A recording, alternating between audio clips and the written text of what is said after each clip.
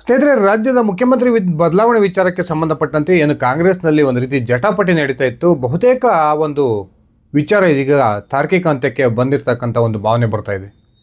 ಇತ್ತೀಚೆಗೆ ಸಿದ್ದರಾಮಯ್ಯ ಮತ್ತು ಅವರ ಬೆಂಬಲಿಗರು ತಮ್ಮ ರಾಗವನ್ನು ಬದಲಿಸಿದ್ದು, ಬಹುತೇಕ ಮುಖ್ಯಮಂತ್ರಿ ಬದಲಾವಣೆ ಫಿಕ್ಸ್ ಅಂತಕ್ಕಂಥ ಒಂದು ವಾತಾವರಣ ಕೂಡ ಕಾಂಗ್ರೆಸ್ನಲ್ಲಿ ನಿರ್ಮಾಣ ಆಗ್ತಾ ಇದೆ. ಇಲ್ಲಿವರೆಗೂ ಕೂಡ ಡಿ ಕೆ ಶಿವಕುಮಾರ್ ಎಲ್ಲಿಯೂ ಕೂಡ ತಾನು ಇಂಥದೇ ಸಮಯಕ್ಕೆ ರಾಜ್ಯದ ಮುಖ್ಯಮಂತ್ರಿ ಆಗಬೇಕು ಅನ್ನುವ ಒಂದು ಮಾತನ್ನು ಬಹಿರಂಗವಾಗಿ ಹೇಳದೇ ಇರತಕ್ಕಂಥದ್ದು. ಕೇವಲ ಅವರ ಬೆಂಬಲಿಗರು ಮಾತ್ರ ಡಿಸೆಂಬರ್ ವೇಳೆಗೆ ಸಿದ್ದರಾಮಯ್ಯನವರು ಮುಖ್ಯಮಂತ್ರಿ ಕುರ್ಚಿಯಿಂದ ಕೆಳಗಿಳಿತಾರೆ, ಆ ಮೂಲಕ ಡಿ ಕೆ ಶಿವಕುಮಾರ್ ರಾಜ್ಯದ ಮುಖ್ಯಮಂತ್ರಿ ಆಗ್ತಾರೆ ಅನ್ನುವ ಮಾತುಗಳನ್ನು ಪದೇ ಪದೇ ಹೇಳ್ತಾಯಿದ್ರು. ಆದರೆ ಸಿದ್ದರಾಮಯ್ಯನವರೇ 3-4 ಬಾರಿ ಬಹಿರಂಗವಾಗಿ ಯಾವುದೇ ಕಾರಣಕ್ಕೂ ಅಧಿಕಾರ ಹಂಚಿಕೆ ಪ್ರಶ್ನೆ ಇಲ್ಲ, ಉಳಿದಿರ್ತಕ್ಕಂಥ ಅವಧಿಗೂ ಕೂಡ ನಾನೇ ಮುಖ್ಯಮಂತ್ರಿಯಾಗಿ ಮುಂದುವರಿತೀನಿ ಅನ್ನುವ ಒಂದು ಹೇಳಿಕೆಗಳನ್ನು ಕೊಟ್ಟಿದ್ದರು. ಅದಾದ ನಂತರ ಸಿದ್ದರಾಮಯ್ಯ ಮತ್ತೊಂದು ರೀತಿಯಲ್ಲಿ ಬೇರೆ ರೀತಿಯ ಹೇಳಿಕೆಯನ್ನು ಕೊಟ್ಟರು. ಆ ಮೂಲಕ ಕಾಂಗ್ರೆಸ್ನ ಹೈಕಮಾಂಡ್ ಏನು ತೀರ್ಮಾನ ಮಾಡುತ್ತೋ ಆ ತೀರ್ಮಾನಕ್ಕೆ ನಾವು ಬದ್ಧವಾಗಿರ್ತೀವಿ ಅನ್ನುವ ಒಂದು ಮಾತನ್ನು ಹೇಳೋದ್ರ ಮೂಲಕ ರಾಜ್ಯದಲ್ಲಿ ಒಂದು ರೀತಿ ರಾಜಕೀಯ ಬದಲಾವಣೆ ಆಗ್ಬೋದು ಅನ್ನುವ ಮುನ್ಸೂಚನೆಯನ್ನು ಸಿದ್ದರಾಮಯ್ಯನವರು ಕೊಟ್ಟಿದ್ದರು. ಆದರೆ ಸಿದ್ದು ಬೆಂಬಲಿಗರು ಒಂದೇ ಒಂದು ವಾದವನ್ನು ಮಾಡ್ತಾಯಿದ್ರು. ರಾಜ್ಯದಲ್ಲಿ ಸಿದ್ದರಾಮಯ್ಯನವರಿಗೆ ಕಾಂಗ್ರೆಸ್ನ ಒಂದು ಶಾಸಕರ ಹೆಚ್ಚಿನ ಸಂಖ್ಯೆಯ ಬಲ ಇದೆ, ಆ ಕಾರಣಕ್ಕೆ ಯಾವುದೇ ಕಾರಣದಿಂದಲೂ ಕೂಡ ಮುಖ್ಯಮಂತ್ರಿ ಬದಲಾವಣೆ ಸಾಧ್ಯವಿಲ್ಲ ಅನ್ನುವ ಬಹಿರಂಗ ಹೇಳಿಕೆಗಳನ್ನು ಕೊಡ್ತಾಯಿದ್ರು. ಆದರೆ ಇದೀಗ ನಿನ್ನೆ ಸಿದ್ದರಾಮಯ್ಯ ಒಂದು ಮಹತ್ವದ ಹೇಳಿಕೆಯನ್ನು ಕೊಟ್ಟಿದ್ದಾರೆ. ಆ ಮೂಲಕ ಬಹುತೇಕ ಸಿದ್ದರಾಮಯ್ಯನವರು ತನ್ನ ಮುಖ್ಯಮಂತ್ರಿ ಸ್ಥಾನವನ್ನು ತ್ಯಜಿಸ್ತಕ್ಕಂಥ ಮನಸ್ಥಿತಿಗೆ ಬಂದಿದ್ದಾರೆ ಅನ್ನುವ ಮುನ್ಸೂಚನೆ ಕೂಡ ಸಿಗ್ತಾ ಇದೆ. ನಿನ್ನೆ ಸಿದ್ದರಾಮಯ್ಯನವರು ಮಾಧ್ಯಮಗಳ ಮುಂದೆ ಮಾತನಾಡ್ತಾ ಒಂದು ಮಾತನ್ನು ಹೇಳ್ತಾರೆ.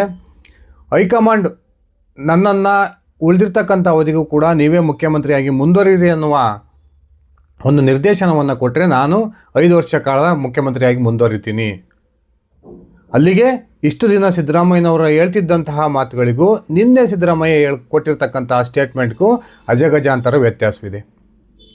ಒಂದು ಕಡೆ ತಾನು ಮುಖ್ಯಮಂತ್ರಿ ಆಗೋದಕ್ಕೆ ಸಂಪೂರ್ಣವಾಗಿ ಕಾಂಗ್ರೆಸ್ ಹೈಕಮಾಂಡನ್ನೇ ನೆಚ್ಚಿಕೊಂಡಿದ್ದಂತಹ ಡಿ ಕೆ ಶಿವಕುಮಾರ್ ನಿಜಕ್ಕೂ ಕೂಡ ತಮ್ಮ ಹೈಕಮಾಂಡನ್ನು ನಂಬಿನೇ ತಮ್ಮ ಏನು ಪ್ರಯತ್ನ ಫಲ ಕೊಡದೆ ಹೋದರೂ ನನ್ನ ಪ್ರಾರ್ಥನೆ ಫಲ ಕೊಟ್ಟೇ ಕೊಡುತ್ತೆ ಅನ್ನುವ ಮಾತನ್ನು ಪದೇ ಪದೇ ಡಿ ಕೆ ಶಿವಕುಮಾರ್ ಹೇಳ್ತಾಯಿದ್ರು. ಈಗ ಕಾಂಗ್ರೆಸ್ನಲ್ಲಿ ನಡೀತಿರ್ತಕ್ಕಂಥ ಬೆಳವಣಿಗೆಗಳನ್ನು ನೋಡಿದರೆ ನಿಜಕ್ಕೂ ಕೂಡ ಡಿ ಕೆ ಶಿವಕುಮಾರ್ ಅವರ ಪ್ರಾರ್ಥನೆಗೆ ಒಂದು ಬಲ ಸಿಗ್ತಾ ಅನ್ನುವ ಪ್ರಶ್ನೆಗಳು ಕೂಡ ಉಟ್ಕೊಂಡಿದ್ದಾವೆ. ಬನ್ನಿ ಸ್ನೇಹಿತರೆ, ಹಾಗಾದರೆ ರಾಜ್ಯ ಕಾಂಗ್ರೆಸ್ನಲ್ಲಿ ನಡೀತಿರ್ತಕ್ಕಂಥ ಆ ಬೆಳವಣಿಗೆಗಳಾದರೂ ಏನು, ನಿಜಕ್ಕೂ ಸಿದ್ದರಾಮಯ್ಯ ಮುಖ್ಯಮಂತ್ರಿ ಸ್ಥಾನದ ಒಂದು ರಾಜೀನಾಮೆ ಕೊಡ್ತಕ್ಕಂಥ ಮಾತುಗಳನ್ನು ಆಡಿದ್ರೆ ಒಂದು ಸರಿ ತಿಳ್ಕೊಂಡು ಬರೋಣ. ಅದಕ್ಕಿಂತ ಮುಂಚೆ ನೀವಿನ್ನು ನನ್ನ ಇಟ್ಕೆ ಮತ್ತು ಯೂಟ್ಯೂಬ್ ಚಾನಲ್ಗೆ ಸಬ್ಸ್ಕ್ರೈಬ್ ಮಾಡ್ಕೊಂಡಿಲ್ಲ ಅಂದರೆ ದಯವಿಟ್ಟು ಸಬ್ಸ್ಕ್ರೈಬ್ ಮಾಡಿಕೊಂಡು ಬೆಲ್ ಬಟನ್ನ ಕ್ಲಿಕ್ ಮಾಡಿ.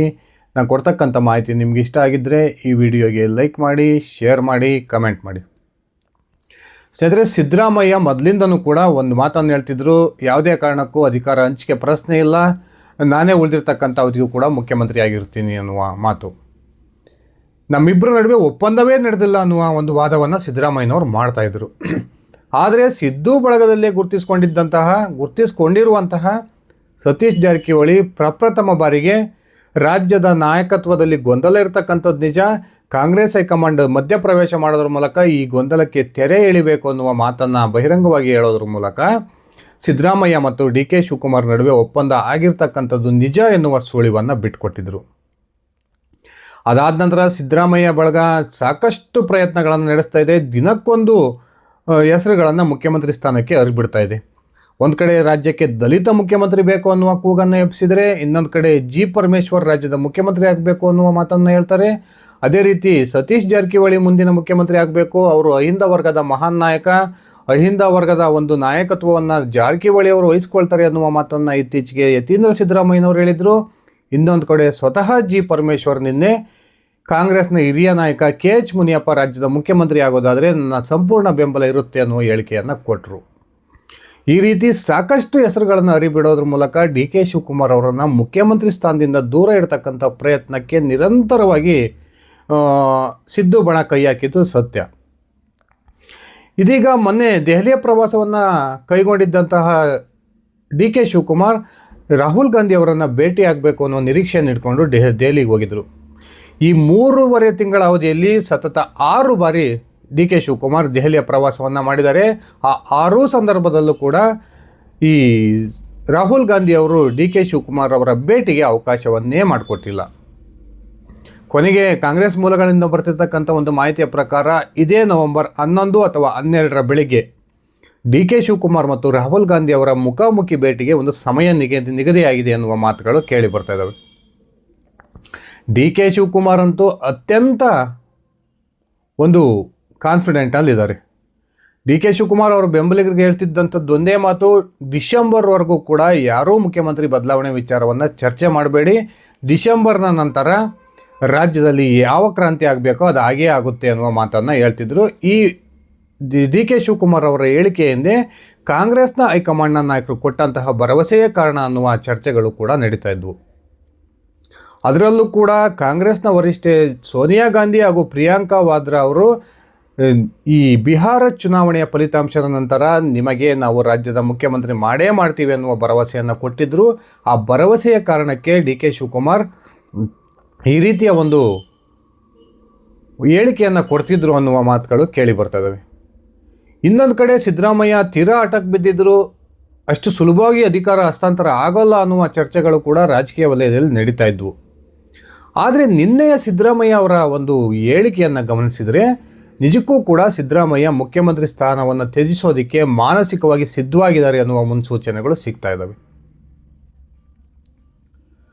ಇಲ್ಲಿವರೆಗೂ ಕೂಡ ಯಾವುದೇ ಅಧಿಕಾರ ಹಂಚಿಕೆ ಪ್ರಶ್ನೆ ಇಲ್ಲ, ನಾನೇ ಉಳಿದಿರ್ತಕ್ಕಂಥ ಅವಧಿಗೂ ಕೂಡ ಮುಖ್ಯಮಂತ್ರಿ ಆಗಿರ್ತೀನಿ, ಕಾಂಗ್ರೆಸ್ ಹೈಕಮಾಂಡ್ ಏನು ನಿರ್ಧಾರವನ್ನು ತೆಗೆದುಕೊಳ್ಳುತ್ತೋ ಆ ನಿರ್ಧಾರಕ್ಕೆ ನಾವು ಬದ್ಧವಾಗಿರ್ತೀವಿ, ಅದಷ್ಟೇ ಅಲ್ಲದೆ ಯಾರು ಶಾಸಕರ ಬೆಂಬಲವನ್ನು ಹೆಚ್ಚಾಗಿ ಪಡೆದಿರ್ತಾರೋ ಅವರು ಮುಖ್ಯಮಂತ್ರಿ ಆಗಿರ್ತಾರೆ ಅನ್ನುವ ಹೇಳಿಕೆಗಳನ್ನು ಕೊಡ್ತಾ ಇದ್ದಂಥ ಸಿದ್ದರಾಮಯ್ಯನವರು ನಿನ್ನೆ ಇದ್ದಕ್ಕಿದ್ದಂಗೆ ತಮ್ಮ ವರಸೆಯನ್ನು ಬದಲಾಯಿಸಿದ್ದಾರೆ.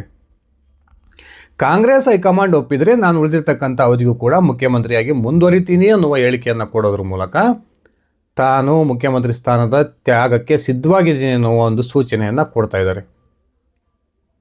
ಹಾಗಾದರೆ ಅತ್ಯಂತ ಸುಲಭವಾಗಿ ಅಧಿಕಾರ ಹಸ್ತಾಂತರ ಆಗಿಬಿಡುತ್ತಾ? ಖಂಡಿತವಾಗ್ಲೂ ಆಗಲ್ಲ ಸ್ನೇಹಿತರೆ. ಸಿದ್ದರಾಮಯ್ಯನವರೇನೋ ಮುಖ್ಯಮಂತ್ರಿ ಸ್ಥಾನವನ್ನು ಬಿಟ್ಟು ಕೆಳಗಿಳಿಬೋದು, ಆದರೆ ಡಿ ಕೆ ಶಿವಕುಮಾರ್ ರಾಜ್ಯದ ಮುಖ್ಯಮಂತ್ರಿ ಆಗೋದಕ್ಕೆ ಸಿದ್ದರಾಮಯ್ಯ ಬಣ ಸುತಾರಾಮ್ ಒಪ್ಪಿಗೆಯನ್ನು ಕೊಡೋದಿಲ್ಲ ಅನ್ನುವ ಮಾಹಿತಿಗಳು ಕೂಡ ಸಿಗ್ತಾ ಇದ್ದಾವೆ. ಅದೇ ಕಾರಣಕ್ಕೆ ಡಿ ಕೆ ಶಿವಕುಮಾರ್ ಅವರ ಮುಖ್ಯಮಂತ್ರಿ ಸ್ಥಾನವನ್ನು ತಪ್ಪಿಸಬೇಕು ಅನ್ನೋ ಉದ್ದೇಶದಿಂದ ಈಗಾಗಲೇ ದಿನಕ್ಕೊಂದು ಹೆಸರನ್ನು ಸಿದ್ದರಾಮಯ್ಯ ಬಣ ಅರಿಬಿಡ್ತಾ ಇದೆ. ಕೊನೆಗೆ ಆಗೋ ಹೇಗೋ ಮಾಡಿ ಕಾಂಗ್ರೆಸ್ ಹೈಕಮಾಂಡ್ ಏನಾದರೂ ಸಿದ್ದು ಬಣದ ಮೇಲೆ ಒತ್ತಡವನ್ನು ಹಾಕಿ ಒಂದು ವೇಳೆ ಡಿ ಕೆ ಶಿವಕುಮಾರ್ ಅವರನ್ನು ಮುಖ್ಯಮಂತ್ರಿ ಮಾಡಿದ್ದೇ ಆದರೆ ಆ ಸರ್ಕಾರ ಎಷ್ಟು ದಿನ ಉಳಿಯುತ್ತೆ ಅನ್ನೋ ಪ್ರಶ್ನೆಗಳು ಕೂಡ ಉಟ್ಕೊಂಡಿದ್ದಾವೆ. ಯಾಕಂದರೆ ಈಗಾಗಲೇ ಡಿ ಕೆ ಶಿವಕುಮಾರ್ ಅವರನ್ನು ಯಾವ್ಯಾವ ರೀತಿಯಲ್ಲೆಲ್ಲ ಕಟ್ಟಿ ಹಾಕಬೇಕು ಅನ್ನುವ ಪ್ಲಾನನ್ನು ಸಿದ್ದರಾಮಯ್ಯ ಬಣ ಮಾಡಿಕೊಂಡಿದೆ.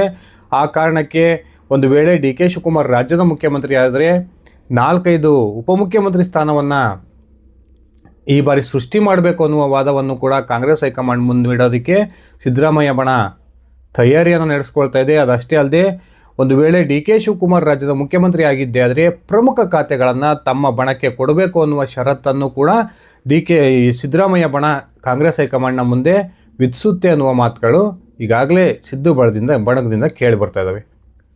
ಇಂತಹ ಒಂದು ಪರಿಸ್ಥಿತಿಯಲ್ಲಿ ಶತಾಯಗತಾಯ ತನ್ನ ಬಳಗಕ್ಕೆ ಮುಂದಿನ ಮುಖ್ಯಮಂತ್ರಿ ಸ್ಥಾನವನ್ನು ಉಳಿಸ್ಕೊಳ್ತಕ್ಕಂಥ ಪ್ರಯತ್ನವನ್ನಂತೂ ಸಿದ್ದರಾಮಯ್ಯ ಮತ್ತು ಅವರ ಬೆಂಬಲಿಗರು ಮಾಡೇ ಮಾಡ್ತಾರೆ, ಅದರಲ್ಲಿ ನೋ ಡೌಟ್.